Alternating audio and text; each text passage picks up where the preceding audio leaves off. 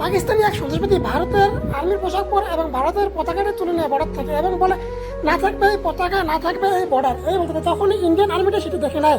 আর আর্মিটা তখন বলে কি ভেবেছিস তোকে আমি দেখতে পারবো না? তুই ইন্ডিয়ার আর্মির পোশাক পরে তুই ইন্ডিয়ার সঙ্গে বেমেনি করছিস, তারা তোকে দেখাচ্ছি মজা। ভারতীয় বর্ডার পার করে ভারতে ঢুকেছিস, এখন তুই আর বাঁচতে পারবি না। তখন এই বলে তার দিকে বন্দুক ধরলে সে বলে আমাকে ছেড়ে দিন স্যার।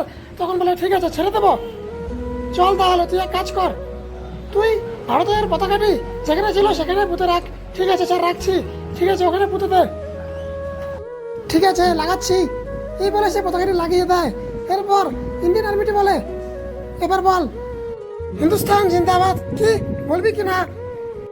জি ঠিক আছে হিন্দুস্তান জিন্দাবাদ। এবার বল ভারত মায়ের জয়, ভারত মায়ের জয়। এবার বল আলবিদা, আলবিদা। এই বলতেই ইন্ডিয়ান আর্মিটি তাকে সেখানে গুলি করে মেরে দেয়।